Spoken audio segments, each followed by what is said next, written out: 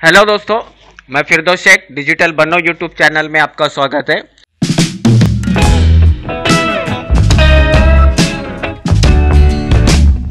दोस्तों, अगर हमें मैरिज सर्टिफिकेट के लिए अप्लाई करना है तो हम कैसे अप्लाई करें, अपलोड डॉक्यूमेंट्स कैसा करना है, क्या क्या डॉक्यूमेंट्स रिक्वायरमेंट रहते हैं, उसकी प्रोसेस क्या रहती है और हम जो है किस विभिन्न तरीके से हम मैरिज सर्टिफिकेट प्राप्त कर सकते हैं, इस बारे में आज इस वीडियो में देखेंगे।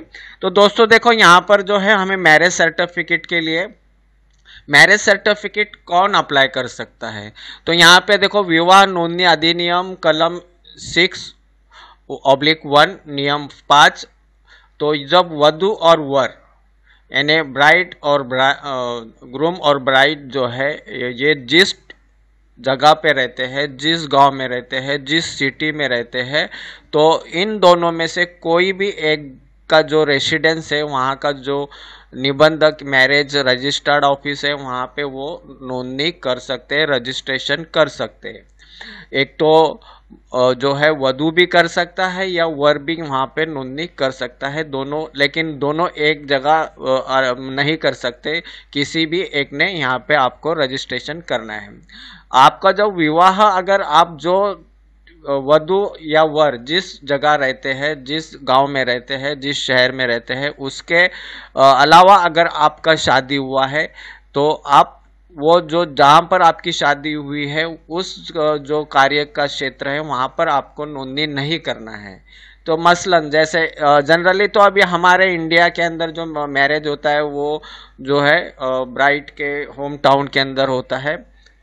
लेकिन अभी बहुत सारा जो ट्रेंड चलता है, जैसे भी मैरिज के अंदर ग्रूम या ब्राइड का जो है इलाका छोड़ने के बाद में कहीं मतलब मैंने मैरिज हॉल लॉन्स लेते हैं और उसका जो लोकेशन है वो दोनों के भी गांव या शहर से अलग रहता है। तो अगर आपका मैरिज हॉल अगर डिफरेंट जगह है तो आप वहाँ पे मैरिज हॉल जिस जगह का है उस एरिया के लिए आप मतलब वहाँ पर आपको नहीं करना है। एक या तो आप वधु जहाँ रहते हैं वहाँ पे वधु अप्लाई कर सकती है, या जो वर है जहाँ रहते हैं उस सिटी उस गांव के कार्यालय को वो आवेदन कर सकते हैं मैरिज सर्टिफिकेट के लिए। यानी अभी समझो ये वधु का अगर समझो सिटी एक है और वर का सिटी एक है, और जो इनका शादी हुआ है उसका जो गांव या सिटी वो अलग है। तो जो मैरिज आपका हुआ है वहाँ के उस कार्यालय में आपको मतलब रजिस्ट्रेशन नहीं करना है। या तो एक वधु रजिस्ट्रेशन अपने गांव के या तो शहर के कार्यालय में कर सकते हैं, या तो वर अपने शहर या गांव के कार्यालय में कर सकते हैं।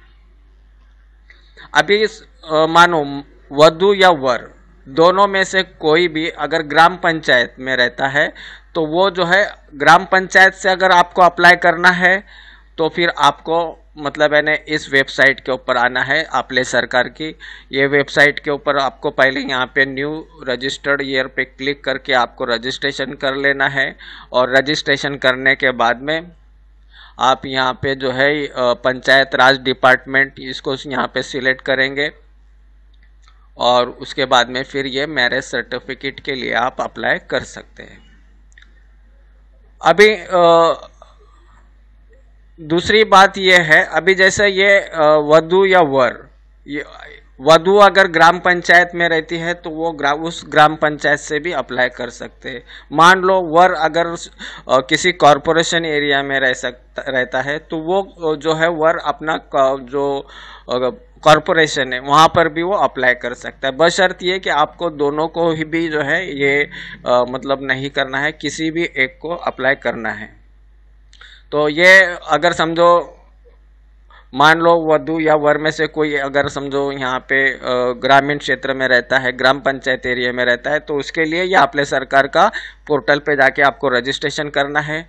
आपने ये रजिस्ट्रेशन किया तो उसके बाद में फिर आपको ग्राम पंचायत के अंदर जाना है, वहाँ पे ग्राम सेवक को मिल के आपका जो ये अप्लाई किया हुआ ऑनलाइन अप्लाई किया हुआ जो है ये वहाँ पे सबमिट करना है, और उसके बाद में ये जो है आपको ये मैरिज सर्टिफिकेट प्राप्त होगा। अभी मान लो वर या वधू दोनों में से कोई अगर समझो कॉरपोरेशन एरिया में रहता है तो वो जो है आपके संबंधित कॉरपोरेशन में फिर यहाँ पे अप्लाई करेगा। अब जैसे ये मैंने एक मुंबई का उदाहरण लिया है, अगर आप मुंबई के में वधू या वर दोनों में से जो भी मतलब मुंबई के है और उनको मुंबई कॉरपोरेशन में अप्लाई करना रहेगा तो फिर आपको मुंबई कॉरपोरेशन की वेबसाइट पे जाकर यहाँ पर देखो अप्लाई हियर है, उसके पहले जो है आप यहाँ पे रिक्वायर्ड डॉक्यूमेंट्स वगैरह ये सारे इंस्ट्रक्शन डाउनलोड कर सकते हैं और ये मैरिज के लिए हम जो है यहाँ से अप्लाई कर सकते हैं। उसी तरह से जो है पूना महानगर पालिका की वेबसाइट के ऊपर भी वहाँ से रजिस्ट्रेशन कर सकते हैं। तो अगर आप वधू या वर अगर आप जो भी कॉरपोरेशन में रहते हैं तो वहाँ से भी आप अप्लाई कर सकते हो। अब यहाँ पर देखो मेन इंपॉर्टेंट जो जितने भी मतलब मैंने ये दोनों प्रोसेस है इसके अंदर फॉर्म डी ये लगता है। ये फॉर्म डी के अंदर ये हर जो है महानगर पालिका या तो फिर जो है ग्राम पंचायत, इसका मतलब मैंने ये फॉर्म डी एक ही टाइप रहता है, इसमें कोई बदल नहीं रहता है। तो ये फॉर्म डी जो है ये आपको मतलब मैंने ले लेना है, इसको फिलअप करना है। जो भी आपके अनुसार इसके अंदर आपकी इंफॉर्मेशन है वो यहाँ पे फिलअप कर देना है। तो कहीं पर जो है ये 4 पान का रहता है, कहीं पर जो है ये 5 पान का रहता है, हर किसी अपने अलग अलग रहे, लेकिन जो मैटर यहाँ पर है वो एक जैसे ही रहता है। और उसी के साथ में यहाँ पे जो आपको क्या क्या डॉक्यूमेंट्स लगने वाले हैं तो उसकी लिस्ट भी आपको यहाँ पे दिखाई देगी।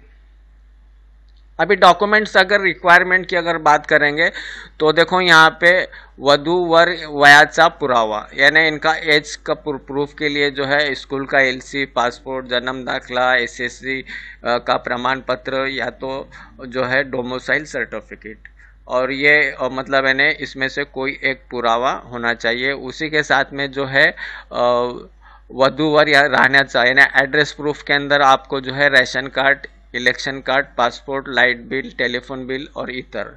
तो ये जो पुरावे है ये दोनों के भी जैसे मतलब मैंने आईडी प्रूफ के अंदर जो है ये सॉरी एज प्रूफ के अंदर जो है आपको ये इन 5 डॉक्यूमेंट में से एक देना है।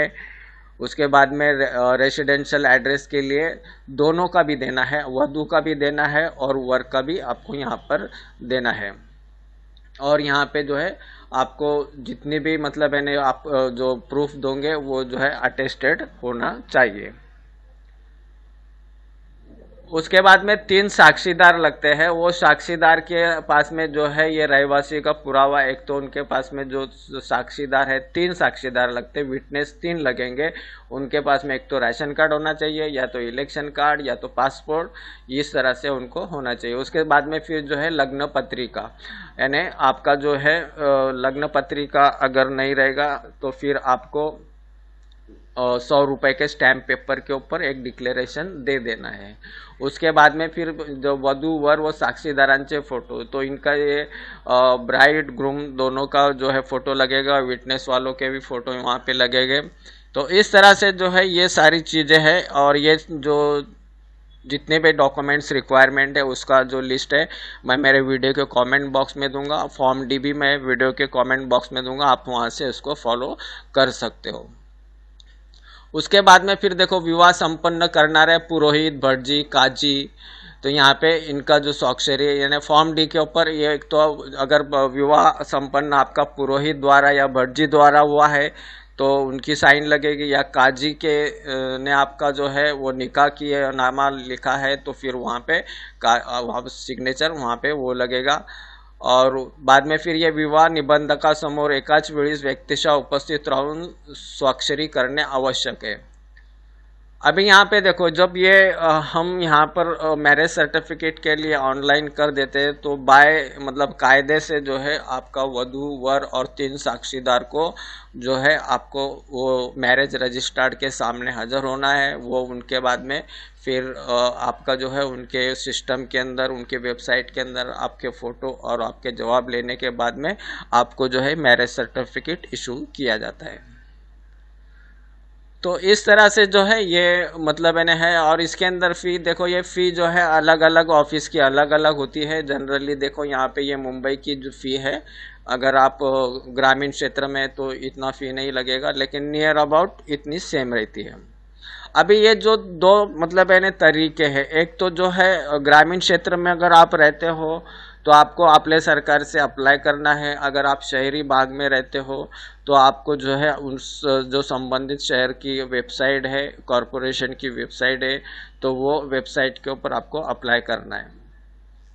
और यहाँ पे ये दोनों भी अगर पद्धत से, तो अगर ये नहीं होता है, यानी महाराष्ट्र विवाह अधिनियम 1998 अंतर्गत नोंदणी न होऊ शकणारे विवाह, विशेष विवाह अधिनियम 1954 अंतर्गत महाराष्ट्राचे विवाह अधिकारी, यानी ये जो महाराष्ट्र शासन, महाराष्ट्र गवर्नमेंट का जो एक मैरिज रजिस्टर्ड रहता है, फिर वहाँ से आपको नोंदणी करना है। अगर ये दोनों भी ऑफिस से अगर आपका रजिस्ट्रेशन अगर ना हुए तो। और ये देखो, ये एफिडेविट है, ये एफिडेविट भी आपको वहाँ पे लगने वाला है। तो ये एफिडेविट की भी लिंक मैं मेरे वीडियो के कमेंट बॉक्स में दूंगा, वहाँ से आप उसे फॉलो कर सकते हो। अभी ये महाराष्ट्र गवर्नमेंट की साइट, यहाँ पे इसको आईजीआर भी कहते हैं, और उसी को नोंदणी व मुद्रांक विभाग महाराष्ट्र शासन।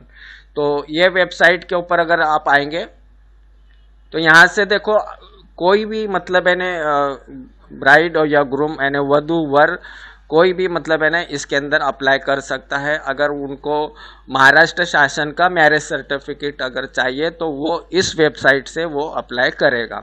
अब यहाँ पे देखो, ये साइट के ऊपर फिर आपको जो है मैरिज रजिस्ट्रेशन सर्विस के अंदर online marriage notice dashboard application, तो यहाँ पे आपको क्लिक कर देना है।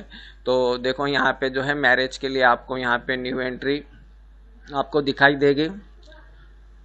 तो देखो यहाँ पे न्यू एंट्री के अंदर आपका जिला जो है वो सिलेक्ट कर लेना है।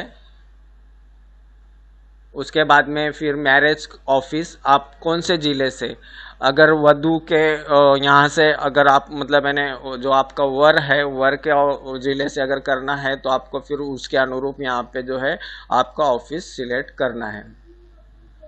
और उसके बाद में फिर यहाँ पे स्पेशल मैरिज है या तुम्हारा जो मैरिज टाइप कौन सा है, तो ये देखो यहाँ पे स्पेशल मैरिज के the parties intending the solemnise marriage under special marriage act, और उसके बाद में फॉर्म 16 उनके लिए है। The party already married intending to registered marriage under special marriage act, तो ये उनके लिए, तो उसके अनुरूप जो है आपको ये सिलेक्ट कर लेना है। अब इसके अंदर देखो, ये प्रोसेस के अंदर आपको जो है आपके ब्राइड ग्रूम के साथ में जो है जो 3 विटनेस है उनको जो है वहाँ पे मैरिज रजिस्टर्ड ऑफिस में वहाँ पे आपको हाजिर रहना रहता है, और उसके बाद में फिर ये आपका जो है मैरिज सर्टिफिकेट आपको प्राप्त होता है। तो दोस्तों इस तरह से जो है ये मैरिज सर्टिफिकेट की प्रोसेस है। तो दोस्तों आज के लिए हम यहीं रुकेंगे। धन्यवाद। जय हिंद, जय महाराष्ट्र।